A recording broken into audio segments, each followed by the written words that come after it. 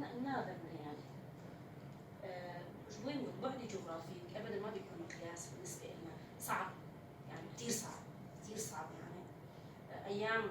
ما قدرنا ننام يعني جامعة اخر ما تشوف فقط ان اوقات خدوي هي في باورينا كمان لا تاخذ جديد او هي في او باوري الاحساس كبرياء النفس باوريك وأبي بسربك بمدى زيدت يعني شخوت وشخصا وبمدى حسي عدواني ما خلق فينا حس عدواني ليش ساندنا كل العالم ولازم هذا العالم يساندنا يعني ما صار معنا هيك حس ما خلق معنا هيك حس عدواني انه حساب خازن ما انا ابجي مصمم كسي ازات ابجي طبعا ابجي ناس زانستيه كده قلت يعني حسين ازات حصلنا عطاء بدون مقابل يعني ما بننطر مقابل طبعا ما مقابل قلت يعني ويش جرك البين يعني اكيد لكن سرقتناتا انه ايش درجه يعني بما اجابن برد اجماج ايه ندربي صانع سرقتناتا يكا ايطالي الصحفي بهم مرهات مخيم هو محاضرات مرويدة ويد برسيم يعني او وقت 11 اشخاص كيلومتر نقابه وانت هي ابي الدوله الاوروبيه مقاسي او ترصاد 10 لي وانت هات بتشعبي خدي تقوم كرد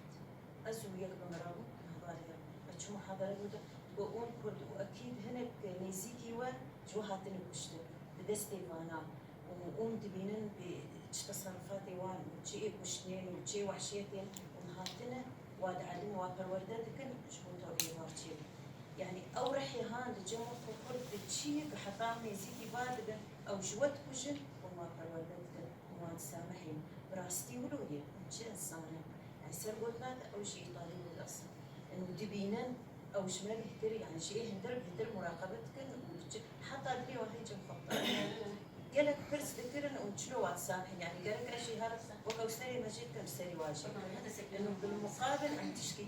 يعني نحن هلا سوريين موجود بارض سوريه لما تشكل الدستور ما اعترفوا فينا طيب نحن وين؟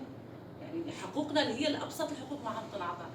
عدم تشكل العدوان او الاحساس بالعدوان جواتنا لانه نحن حسينا بالاضطهاد والظلم ما نقدر نشوف شعورنا على غيرنا كمان تنظلم صح طبعا يعني مو نقدر نحن اصلا مثل ما قال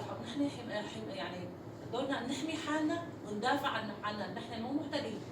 ثورات العالم اللي ممكن نقول عنها ثورات مثل الثوره الفرنسيه هي ثوره فكر ما هي ثوره سلاح بدي احمل سلاح واودع الشعب فهذا الفكر هو اللي خلانا نحن نستمر هو اللي خلانا تصير يمجي هو اللي خلى تنظيمات المراه يعني هي ثوره الفكر ومثل ما الحدود الجغرافيه اللي انعطت للسلطه ترجع كمان للسلطه يعني ما هي مقياس المقاومه كانت كثير كبيره يعني اكبر مما تتصور اي بلد بالعالم يعني فالحدود الجغرافيه ما هي مقدسه ابدا يعني اللي تاخذ اليوم راح يرجع المهم الفكر هو اللي ما يتراجع المهم المصريين هو ما يتراجع